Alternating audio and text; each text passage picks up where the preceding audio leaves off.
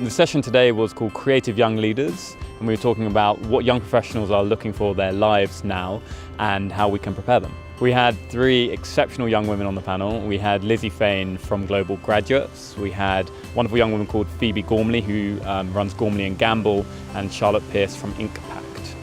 I came here to talk about my experiences starting a business during my degree at university and the way that my whole business life has been inspired by all the courses and classes and new things I learnt at school and at university, and how that has helped me with my business journey, really.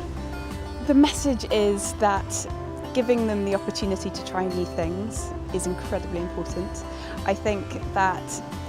every opportunity they have in terms of if they say that they want to learn something new, to be able to make that happen is incredibly important. And we've really clearly established on the panel that the rebellious kids and the ones that speak up in class and the ones who look at things in a different way, have the potential to become entrepreneurs and do need that special attention and special help and support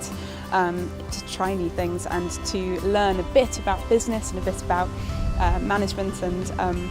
how to run their finances and that sort of thing, because those are the skills that will come in handy in the future. I think their message was quite a challenging one. I think they were saying to the heads that were listening and anyone else who is interested, is that actually the route to a career now is very, very different and very unexpected in some ways. And we can't really craft that perhaps in the way that we used to, or indeed we might not want to. A lot of the young women and young men who are going into the graduate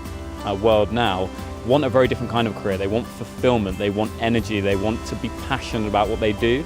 And the message really was about how we can unlock that in young people, how these schools can do everything within their power to ensure that students are given the skills, the insight, the knowledge to succeed in a very different working world to what perhaps they were used to 10, 20, 30 years ago. I would say that there are some basic things that schools are covering off, that universities are covering off, which are needed. People need to be able to read, they need to be able to write, they need to be able to understand how the world works. But Will Gompertz from the BBC at the very opening of this conference was talking about how we need to think and look at the world differently. And in his words as artists, in my words as unreasonable leaders, those that can see the problems of the world, and as Charlotte Pearce on the panel was talking about, really problem solve, genuinely have the resourcefulness to know what to do when you don't know what you're doing.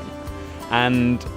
that is something that it's happening in schools, it's happening in corners, but the work that we do with schools is trying to ensure that that is pervasive, that sense of leadership, that sense of questioning, that sense of creating change and having resourcefulness happens not just on D&V and not just in CCF and not just in Young Enterprise, but in every moment of every day.